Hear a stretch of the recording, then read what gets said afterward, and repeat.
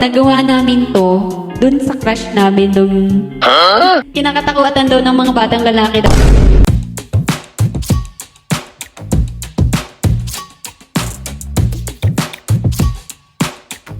Hi everyone! So, ngayon, mag-rewind muna tayo ng panahon. Kaway-kaway, sino yung mga 1990s dyan?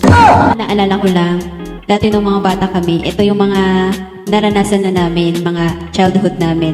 Shoutout nga pala, nakuha ko tong photos na to kay Youth for Mindoro. Sa kanya ako mostly nakakuha ng photos ng mga batang 90s. Siyempre, batang 90s tayo. Ayan, ito yung mga childhood namin ng mga bata kami. Okay? So, simulan natin. Ito, yes, familiar ako dito. Ginagawan namin ng balloon. Ito din yung ginagamit namin gumawa ng balloon. Nakalimutan ko ng pangalan dito eh. Pero, yan, naalala ko yan. Ginagawa ko yan dati nung bata ako. Ginagawan ko yan ng balloon. Ito naman, ayan, naalala ko tuloy. Nung bata kami, wala pa kaming TV noon. Nakikinood kami sa kapitbahay. So, alala ko kasi ganito din kami nung bata kami. So, shoutout sa kapitbahay. Diba? Nakakatuwa lang alalahanin yung mga dating ginagawa nung bata kami. Batang 90s talaga, ang daming childhood. Hindi lang puro cellphone. Ayan, ito. Ginagawa namin telephone. Ano yan? Data. Tapos, nilalagyan namin ng wire o kaya tali. Tapos, kunyari, nagtatawag-tawagan kami ng mga friends namin, ganyan. Tapos eto din, ayan. Pag ginagamit mo to, ganito siya gamitin. Zing, zing, gano'n. Ganon yung tunog niya. So, I think hindi ko to naabutan.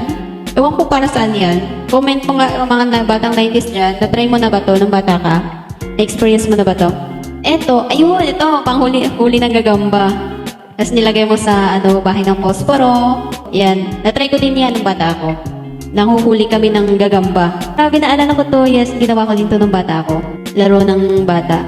Tapos, ito naman, akyat sa puno ng bayabas. Yes, na-try ko. Guilty ako dyan. Kasi yung kapitbahay namin may tanim ng bayabas. Doon kami kumukuha. Kahit wala yung may-ari, sinusunggaban namin yung bayabas niya. Maglaro sa ulan, yes. I tried it many times. Snake ladder, oo, yes. Na-try ko yan. Nakakatuwang laruin to, guys. Ito, pera. Hindi ko naabutan yung 5 at saka 10 pesos na papel. Pero, yung 50, yes, naabutan natin yan. Pero yung 5 at saka 10, di natin naabutan. Maglangoy, oh. Yes.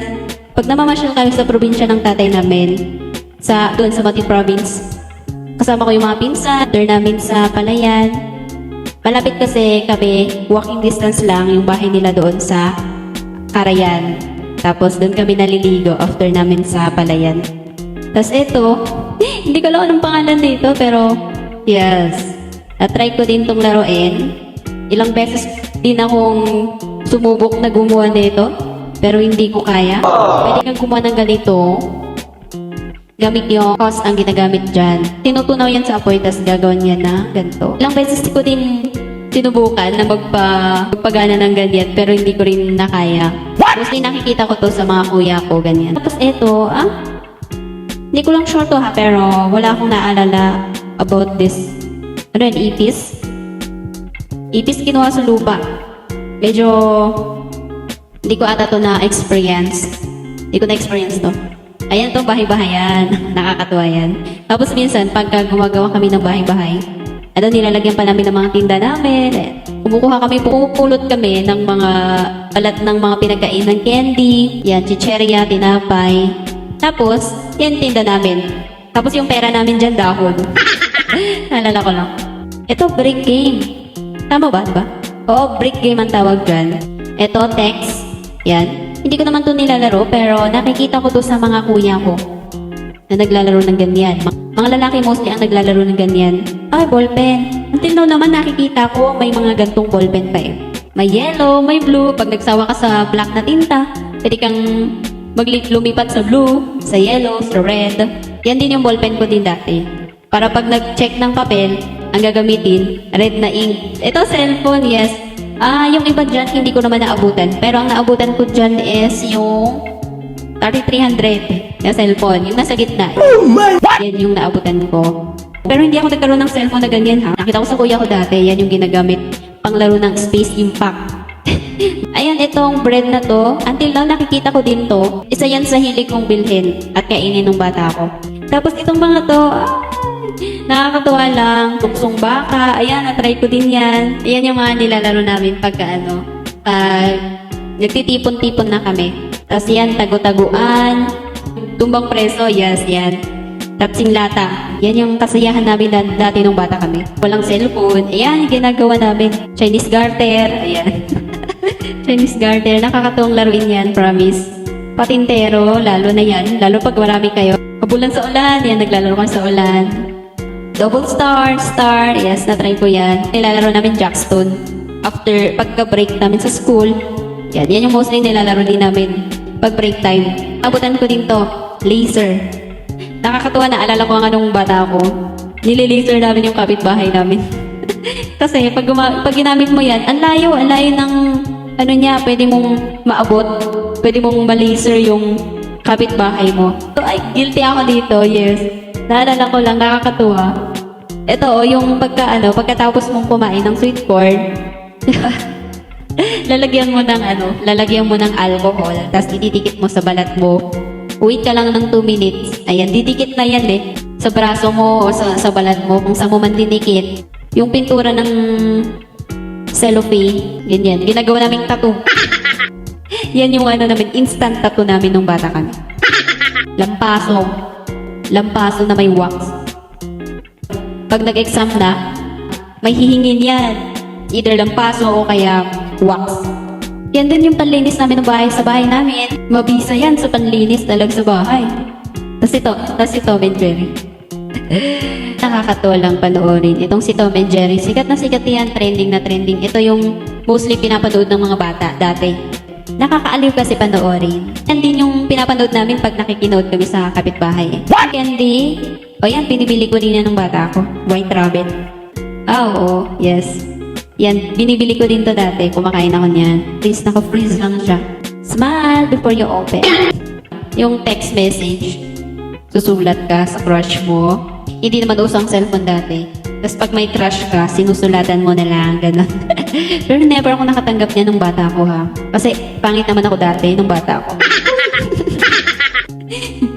Pero nagawa namin to dun sa crush namin nung hindi ko nasasabihin ko anong grade ko. Bata pa lang ako noon, mga ganon. Nung meron kaming crush noon. Tapos, sinulatan namin sila. Oh my God!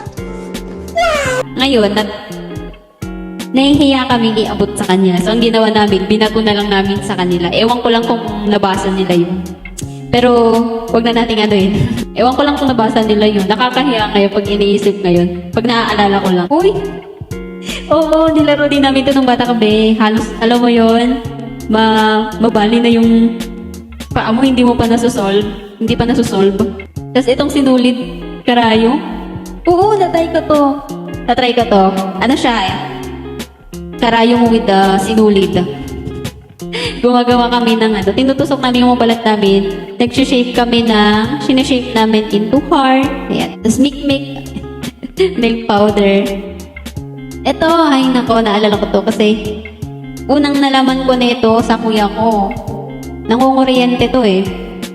Basta ilagay mo lang yung wire na yan, ilagay mo dito sa puwetan niya, tapos doon sa harap. Tapos pipindutin mo yun, makukuryente ka na. Nangunguryente yan eh. Nakakatuwa to kasi pag pinisil mo yung kamay mo tapos may 2 bukol na nakita, yun daw yung dito daw basehan kung ilan yung anak mo pag magkakaroon ka na ng anak. Kadang-kadang ang tawag namin dito eh. Hindi ko alam sa Tagalog pero kadang-kadang. Ginagawa ko din to nung bata ko. Tapos yan yung kasama namin pag gumagala. Masakit to pag natamaan ka. Ano yan eh? Basang papel, yung bala niyan. Tapos pag natamaan ka nito, masakit. Yan yung unang lutuan namin. Ganyan na ganyan. Nung walang chalet, at chinelas na butas. Oo, ayan. Meron din naman akong tsinelas dati na butas. Hindi pa rin kami nagpapalit ng tsinelas namin. Tinitreasure namin yung tsinelas namin na kahit butas na. Go pa rin, yan pa rin ang tsinelas. Eh ngayon, makita mo lang na nadumihan yung tsinelas mo o kaya pinagsawaan mo na, papalitan mo na agad eh. Eh dati, kahit ganyan, butas na. Ayan, mahal na mahal pa rin ng may-ari. Ginagamit pa rin. Yan yung pamplansya ng damit. Dati. Ito, hindi ako relate dito ha, pero hindi ko alam, mga lalaki lang makakaalam niyan. Ano ba to? Ano to? Comment mo nga kung anong gamit nito. Ako hindi ko alam to eh. Kinakatakutan daw ng mga batang lalaki dati to eh. Masaya maging batang 90s. Unlike na ngayon, 1-year-old pa lang yung bata, alam na mag-cellphone agad. Yun na lang yung libangan nila, hindi na about dun sa pakikisama sa ibang bata. Batang 1990s dyan, kaway-kaway.